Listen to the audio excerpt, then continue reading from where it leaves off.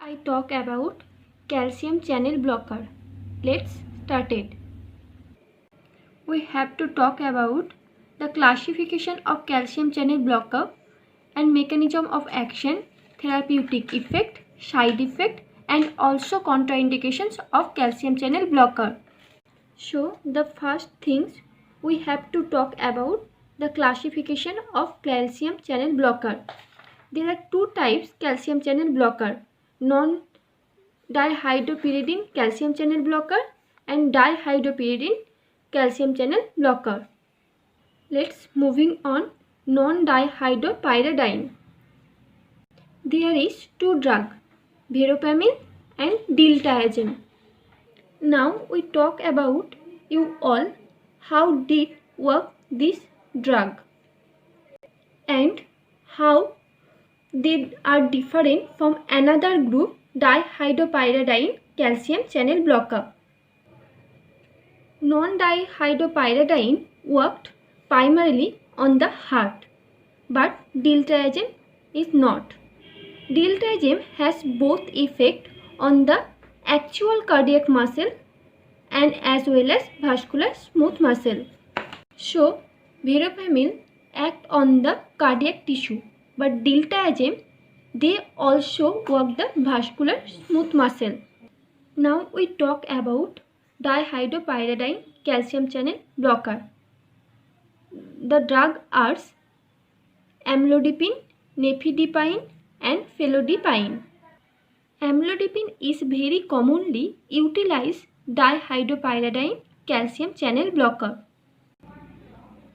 If we forgot name of this drug, then we will remember its N, that is dipine.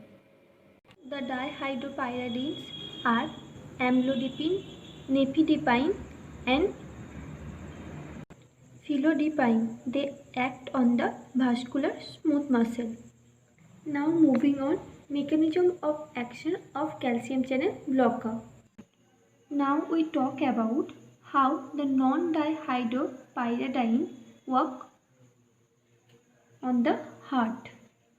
We all know within heart there are two different type of cell.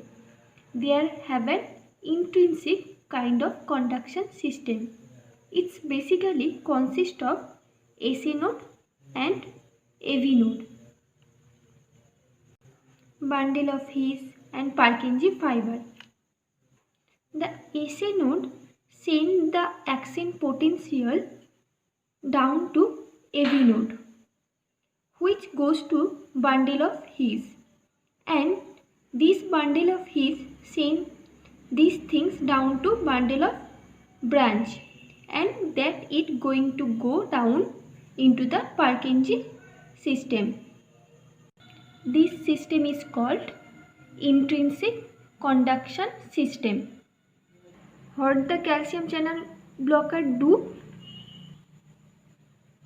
So, what calcium channel blocker do? The calcium channel blocker inhibit the AC node. For this, heart rate is decreased. So, it decreases the heart rate by decreasing action potential generated by AC node. It also blocks the AV node. What does the AV node do? The AV node help with conducting action potential from artery to ventricle. From artery to ventricle. If the calcium channel blocker block the AV node, it gonna inhibit the AV conduction, which is very important when it come to certain arrhythmia. So ultimately what happen? It can block the AC node, it also block the AV node, so heart rate is decreased. It can act on the myocardial cell that are contractile. What do the calcium channel blocker in myocardial cell? The calcium channel blocker block the calcium entry into those cells which induce the contraction. so ultimately decrease the contractility. Non-dihydropyridines are nifedipine, amlodipine and felodipine. It works on our peripheral vasculature, the arterial smooth muscle within the vessels. It works to actually relax the smooth muscles within the tunica media, which is control the tone of vascular. So ultimately it inhibits the contraction. For this dilation is occur. If the dilation is occur, it helps with dropping two things. Firstly, decrease the total peripheral resistance. For this, secondly, decrease the BP. Ultimately, blood pressure decrease. We moving on. How do this drug actually work on the cellular level? There we got two cells, a pacemaker cell, which could be any of these cells, and other is non-pacemaker cell. There has a actin myosin component, and these two cells are joined by a gap junction. Now moving on, pacemaker cell. In pacemaker cell, it has funny sodium channel. This funny sodium channel allow for a little bit sodium to leak into the cell. Very small amount, but enough to make the cell a little bit more positive. If it make the cell more positive, then it going to be a less negative millivoltage. It activated this voltage gate called L-type calcium channel. When it open, it's gonna make the cell a little bit more positive. So it becoming more positive. We should actually say less negative millivoltage. It's activated the L-type calcium channel. When this open, they allow for calcium to blast into this cell and really make the cell super positive. If it happens, it initiates the cell an action potential, and this action potential we can propagate this action potential to other pacemaker cell or non-pacemaker cell. So it can push some cation into the other nearby cell. These cations are flushing into this non-pacemaker cell. It makes the inside cell more positive. It's less negative millivoltage. That enough to activate the voltage gate of sodium channel on the non-pacemaker cell. When the sodium gate is open, it's allow the sodium into the cell. So the sodium flushing into the cell and it makes the cell super positive. As that, it started causing an action potential to be carried down the sarcoplasma, even down this little component called T-tubules, which stimulate the sarcoplasmic reticulum. Non-pacemaker cell has also L-type calcium channel. When the sodium cross over this and depolarize the membrane, it just positive enough to stimulate the opening this L-type calcium channel. Calcium rush into this cell. As it rush into this cell, what happened?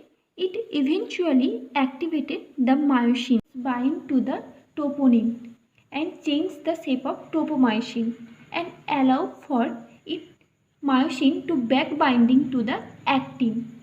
It induces the contraction. Overall, the result is muscle contraction.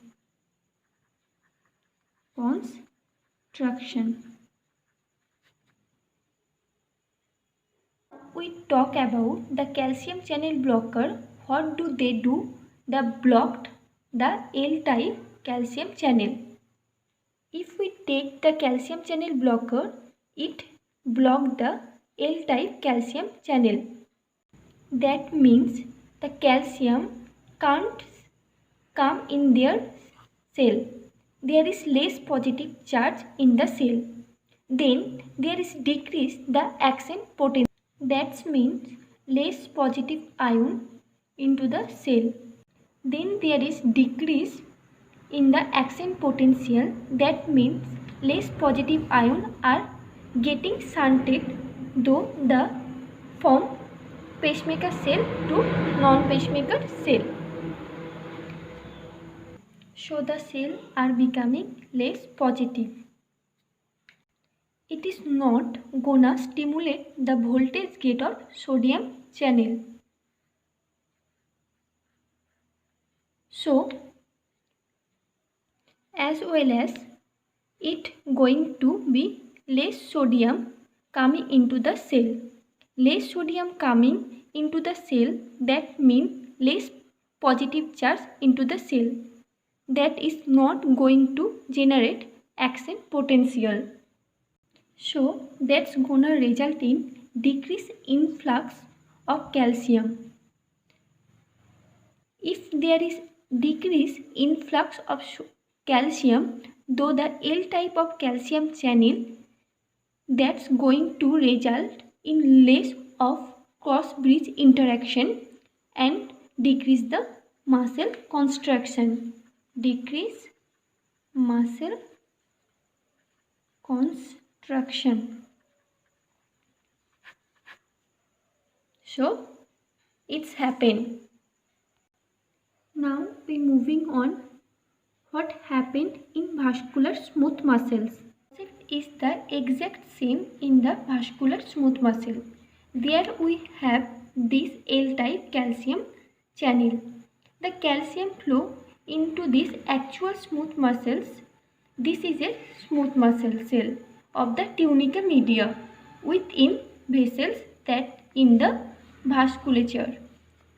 The calcium flushed into this cell when it depolarized.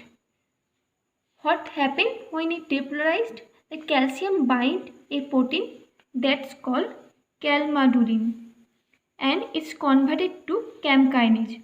When the CAM kinase activated the myosin light chain kinase, it's phosphorylate to myosin head and it's allow for the cross bridge formation. What happened? The muscle construction. So all over we get muscle construction. When we using calcium channel blocker, what happened? It's block the calcium channel, L-type calcium channel. Then it's inhibit the entry of calcium into the cell. So the inhibit the calcium entry, less calcium come into the cell, less calmodulin activation.